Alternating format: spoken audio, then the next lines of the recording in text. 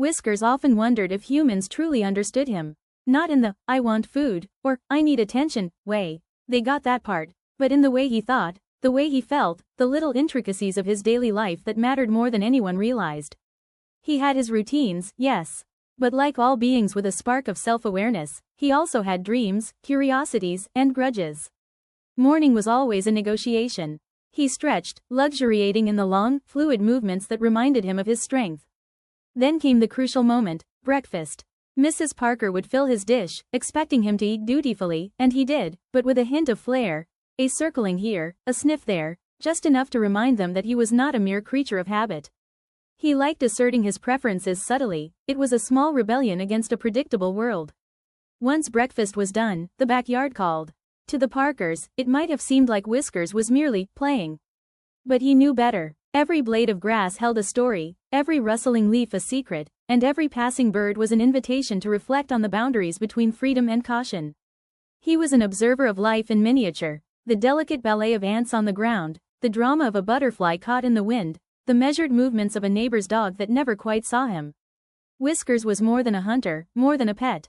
He was a thinker. He noticed things the Parkers didn't, the subtle tension in Mrs. Parker's voice when she thought no one was listening, the unspoken worry in Emma's eyes when her day had been particularly long, the quiet fatigue Mr. Parker carried like an invisible weight. In his own feline way, he tried to comfort them, a soft nudge, a gentle purr, the warmth of his body pressed against theirs.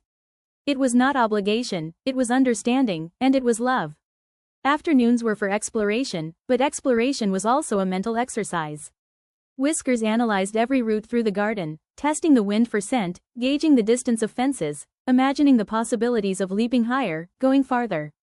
Sometimes he climbed the old oak at the edge of the yard and sat perched like a philosopher, contemplating the world below. From that vantage point, life seemed vast and full of questions he might never fully answer. Yet pondering those questions, he decided, was part of the adventure. Evenings were reflective. The Parkers returned home, their footsteps filling the house with familiar rhythms. Whiskers greeted them, of course, but in his mind, he catalogued their moods, interpreted their body language, and adjusted his own behavior accordingly. He could be playful when they were tired and stressed, calm when they were energetic, a presence of quiet reassurance in a busy world. Rainy days were his favorite. There was something soothing about the soft patter on the roof, the way drops raced down windows like tiny rivers. He could spend hours watching the outside world while he lay in a cozy corner, contemplating things he would never tell anyone. Why do humans rush so much? Why does the world feel so urgent when sitting still can be enough? He was a philosopher in fur, meditating on the rhythms of life and observing the little dramas of existence. Whiskers even dreamed. Sometimes, in the depth of night, he imagined himself as a hero of his own story, not a hunter, not a pet, but a creature capable of making a difference. Maybe it was keeping the neighborhood mice in check, or alerting the Parkers to something unusual. Sometimes, it was simply comforting them with his presence, knowing that small gestures could ripple out in ways that mattered. At night, he would settle near the window, gazing at the moonlit streets.